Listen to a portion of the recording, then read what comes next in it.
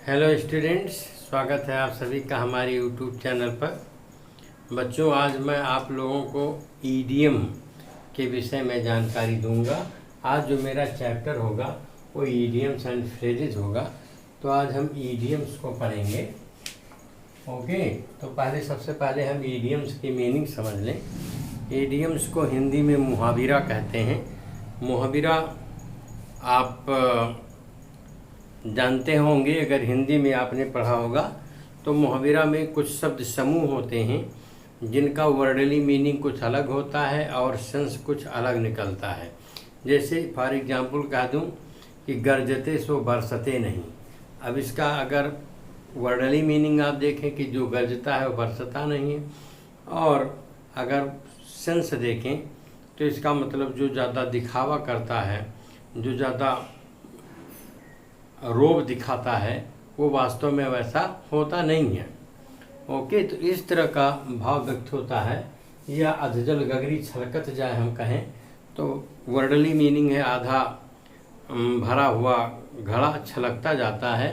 और अगर सेंस कहें तो जो अल्पज्ञानी व्यक्ति है वो दिखावा ज़्यादा करता है, यो सेंस देता है। इसी तरह से ईडियम्स होते हैं कि इनकी वर्डली मीनिंग कुछ अलग होती है और सेंस कुछ अलग देते हैं। ओके, ये ग्रामर के पोर्शन का आपका एक भाग है, बहुत ही इम्पॉर्टेंट है। ये आपके बोर्ड परीक्षाओं में भी आता है, और साथ ही साथ जब आप कोई एसएससी या बैंकिंग या रेलवे कोई कंपटीशन देते हैं या अंग्रेजी लैंग्वेज को आप चुनते हैं तब उसमें ये आता है, बहुत ही इम्पॉर्टेंट है। तो आज हम इसी को स्टार्ट करते हैं। अब आइए इसकी हम वन बाय वन मीनिंग समझते हैं और वर्डली मीनिंग क्या है, सेंस क्या है। आप जब पेपर में इसे सॉल्व करते हैं तो आप इसकी मीनिंग को क्लियर करने के लिए एक सेंटेंस में यूज करते हैं। तो हम इसी की मीनिंग समझते हैं और कोशिश भी किया जाएगा कि देखें वाक्य में भी प्रयोग हो सके किया जाए।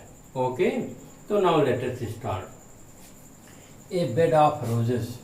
देखिए, बेड ऑफ रोजेस, इसकी वर्डली मीनिंग आप जानते हैं कि गुलाबों की सेज, लेकिन इसकी मीनिंग है जो सेंस देता है एन इजी टास्क अथवा a comfortable task. Okay, comfortable task. तो जब आप यानी सरल कार्य, ए बेड ऑफ रोजेस का मतलब इजी या सरल कार्य, अगर वाक्य में आप प्रयोग करें तो द पोस्ट या the duties of a principal is not a bed of roses.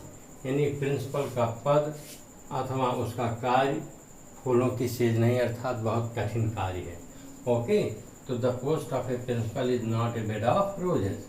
इसी तरह block head. Block head, block का मतलब बंद, हेड यानी जिसका सिर बंद हो, दिमाग बंद हो। इसकी वर्डली मीनिंग है, सेंस में अगर लें तो एक स्टूपिड पर्सन, धूर्त व्यक्ति, मूर्ख व्यक्ति। ओके, तो एक he cannot understand the general rules. He seems to be a block-headed man. Okay, आप सिंपल सेंटेंस में आप इसे यूज भी कर सकते हैं कि ये धूर्त व्यक्ति, मूर्ख व्यक्ति। ये bolt from the blue. Bolt from the blue की जो सेंस है वो है सडन एंड सैड अकरेंस, कोई अचानक और दुख भरी घटना आती है। जैसे आज प्रणब मुखर्जी जो हमारे पूर्व राष्ट्रपति थे, उनका निधन हो गया, तो ये जो खबर आई वह a bolt from the blue आई कि द डेथ या the passing away of our late या our ex president Pranab Mukherjee came to be a bolt from the blue. इस तरह आप इसे यूज कर सकते हैं। और इसी तरह फोर्थ है a bone of contention. Wordly meaning है बोन का माने हड्डी, विवाद, हड्डी, कंटेंशन माने विवाद, यानी विवाद का जड़ या कारण। ओके, यानी एक ऐसी पीस ऑफ बोन जो विवाद का कारण हो। इसी के लिए एक दूसरा इडियम प्रयोग होता है, एन एप्पल ऑफ डिस्कार्ड, यानी एक ऐसा एप्पल सेब जिसे डिस्कार्ड करना है, काटना है, यानी विवाद का कारण बना होना। इसकी जो सेंस होता है ये बोन ऑफ कंटेंशन का, ये होता है काज ऑफ डिस्प्यूट, विवाद का कारण। जैसे हम इसे अगर किसी वाक्य में आप प्रयोग करें, इसकी वर्ड मीनिंग क्लियर करें, तो अगर दो भाई हैं और कोई पीस ऑफ लैंड मान लेते हैं, तो आप कहेंगे कि दिस पीस या this house is a bone of contention between two brothers. अथवा यूँ कहें Kashmir is a bone of contention between India and Pakistan. Bharat और पाकिस्तान के बीच में बोन ऑफ कंटेंशन है कश्मीर।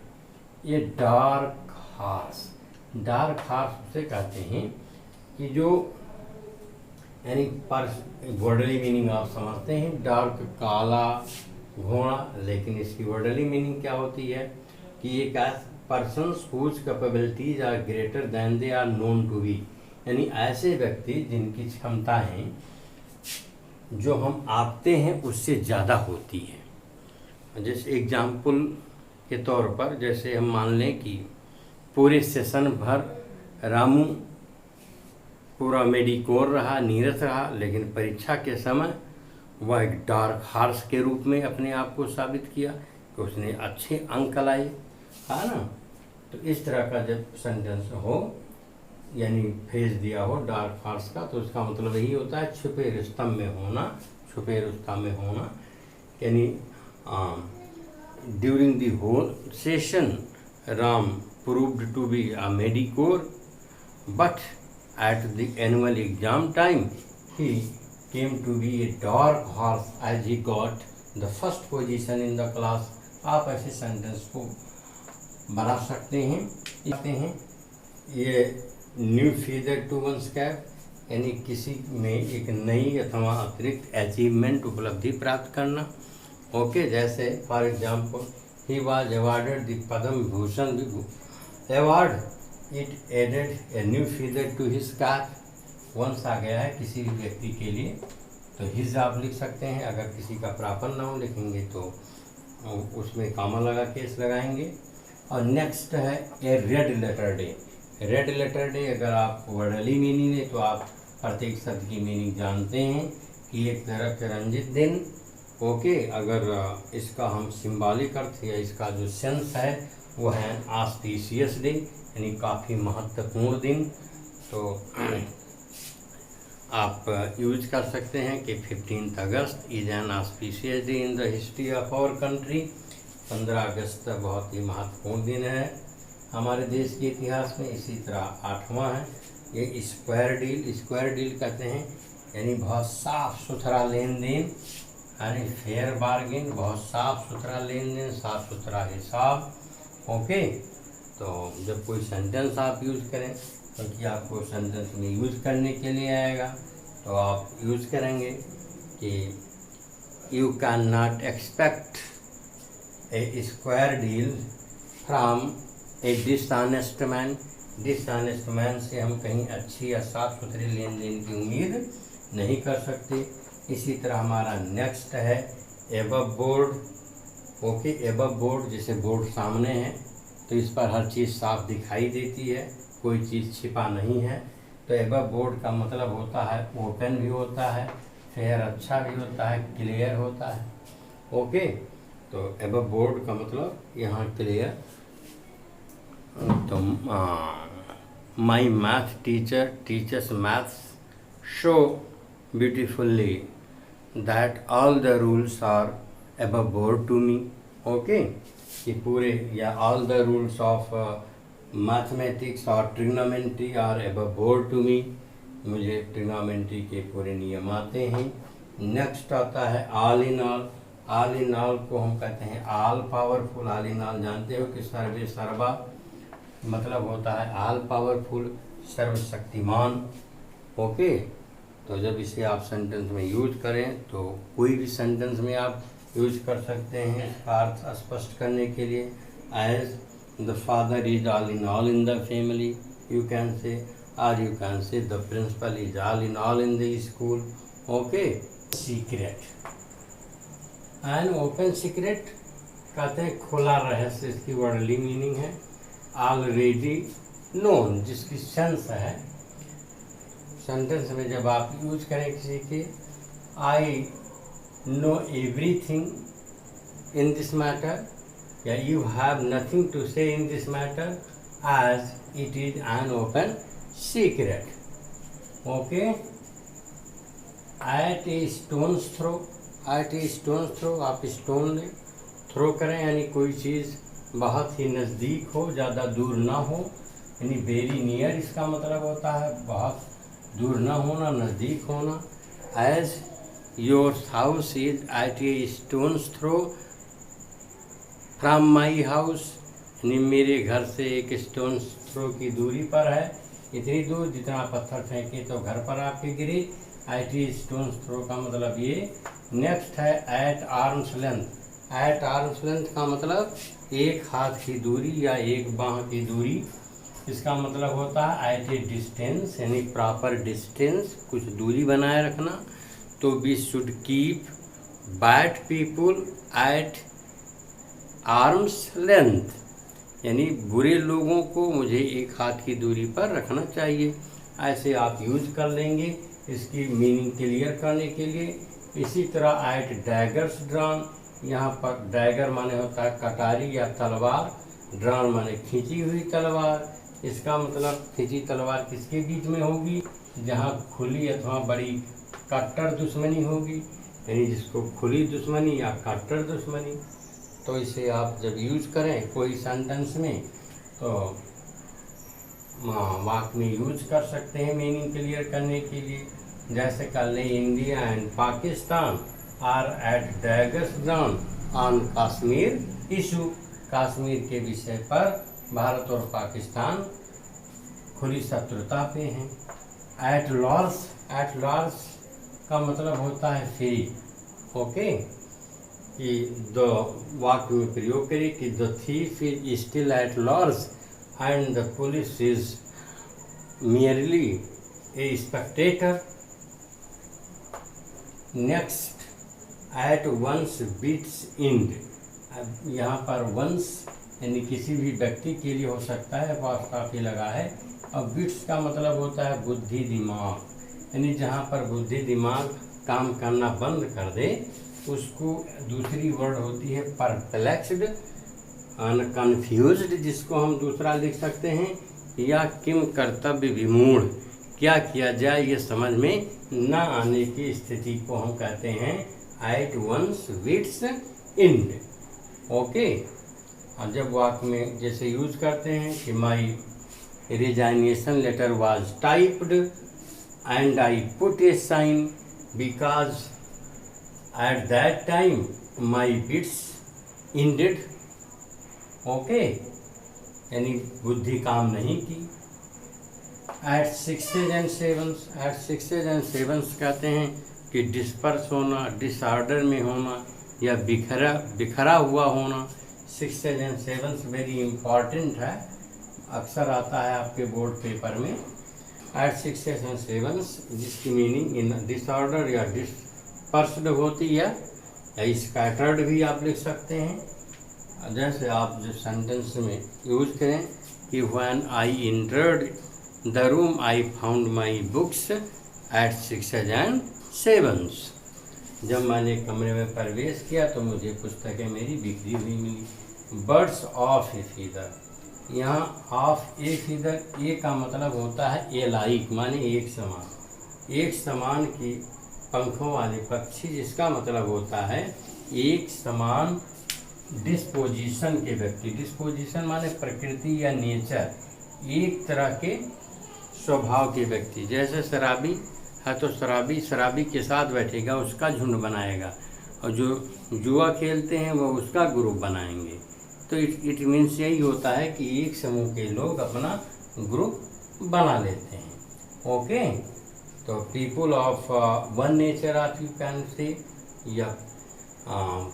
या इसी को हम बर्ड्स ऑफ ए फीदर कर लेते हैं, यानी एक स्वभाव के व्यक्ति एक अपना अलग समूह बनाते हैं। इसका मतलब ये होता है कि the birds of a feather flock together, आप सेंटेंस में यूज कर सकते हैं birds of a feather flock together. Next है broad daylight. Broad daylight माने व्यापक, बहुत ही दिन का इसका मतलब होता है ड्यूरिंग डे टाइम, यानी दिन दहाड़े, जिसको कहते हैं ब्रॉड डे लाइट का मतलब दिन दहाड़। ओके, यानी द वाक्य में जब यूज करें कि the bank was looted at broad daylight and the police was merely spectator, police केवल मूक दर्शक बनी रही। बाई ऑल मीन्स होता है एट ऑल कॉस्ट अथवा एट एनी कॉस्ट अथवा एट एनी रेट भी आप कर सकते हैं। ओके, यानी हर कीमत पर या हर तरीके से, जैसे you have always sided me in my adverse days so I will help you by all means, जैसे आपने मेरे बुरे दिनों में सदैव मेरा साथ दिया है तो मैं भी हर कीमत पर आपकी हेल्प करूँगा। बाई एंड बाई का मतलब होता है आफ्टर ए टाइम, एक निश्चित समय के बाद, अथवा जिसको हम कहते हैं दूसरी मीनिंग आप लिख सकते हैं धीरे धीरे। ठीक, by and by uh people will forget the death of our ex and now late Prime Minister Atal Bihari Vajpayee. Okay, तो बाई एंड बाई आप प्रयोग कर सकते हैं धीरे धीरे। नेक्स्ट पढ़ते हैं कैस्टल्स इन द एयर। कैस्टल्स होता है कुटी या झोपड़ी, हवा में हवा महल बनाना, तो इसका मतलब विजनरी स्कीम, यानी केवल हवा महल बनाना। तो those who build castles in the air never succeeds, यानी जो हवा महल बनाते हैं या जो केवल विजनरी स्कीम रखते हैं, वर्क नहीं करते हुए सफल नहीं होते हैं। तो कैस्टल्स इन द एयर का मतलब हवाई किला बनाना या आप विजनरी काल्पनिक स्कीम रखना, उसको प्रैक्टिस में ना लाना। और for a rainy day, worldly meaning आप समझते हैं इसकी, लेकिन इसका जो सेंस है वो है for a time of adversity या फॉर बैड टाइम, बुरे दिन के लिए। तो we should not spend money like water, we should save a some amount for a rainy day, यानी बुरे दिन के लिए मुझे पैसे बचाना चाहिए, या we should save money for a rainy day. Okay, ये black and white, in black and white, in black and white का मतलब होता है इन राइटिंग, अर्थात लिखित में, सेंटेंस में आप यूज करेंगे कि we should give application for leave to the principal in black and white. Principal को एप्लीकेशन छुट्टी की हमें लिखित में देनी चाहिए। नेक्स्ट है in the teeth of. In the teeth of का मतलब बहुत ज़बरदस्त विरोध के बीच, यानी in the face of bitter opposition, ज़बरदस्त विरोध के बीच में। जैसे although the opposition raised a hue and cry, the government passed the bill to remove article 370, यानी अपोजिशन ने बहुत ही, ह्यू एंड क्राई भी एक ईडियम था। ह्यू एंड क्राई का मतलब बहुत कोलाहल करना, शोर करना। अपोजिशन ने बहुत ही शोर किया, भरी आवाज़ उठाई, लेकिन गवर्नमेंट ने धारा 370 हटाने का बिल पास ही कर दिया। ओके, तो ज़बरदस्त विरोध, इसका मतलब होता है इन द टीथ ऑफ का मतलब ज़बरदस्त विरोध। नेक्स्ट है आयरन बिल। आयरन बिल का मतलब होता है अनयील्डिंग, जिसको हिंदी में हम कहते हैं लौह पुरुष या पक्का इरादा वाला व्यक्ति। तो आप लिख सकते हैं, वाक्य प्रयोग कर सकते हैं कि Sardar Patel was a man of iron will, अथवा our late prime minister Mrs Shrimati Indira Gandhi was a lady of iron will. Next off and on. Off and on यानी रेगुलर ना होना, जैसे आप लाइट जलाते हैं ऑफ ऑन ऑन ऑफ, यानी इरेगुलर होना, इंटरवल कुछ समय के बाद आना जाना। तो ऑफ एंड ऑन का मतलब रेगुलर ना होना या इंटरवल्स होना बीच में, इर्रेगुलर होना, अनियमित होना, अथवा समय समय पर यानी कंटिन्यूटी ना होना। तो वाक्य प्रयोग आप करिए कि those students who prepare their course of and on hardly succeed. ऐसे स्टूडेंट जो अपने कोर्स को या अपने सब्जेक्ट को ऑफ एंड ऑन तैयारी करते हैं मुश्किल से सफल होते हैं। नेक्स्ट है once for all. Once for all का मतलब एक बार जो तय कर लिया वो तय कर लिया, एंड इट मीन्स फाइनली। यानी Lord Buddha forsook once for all his home, his property and his worldly possessions।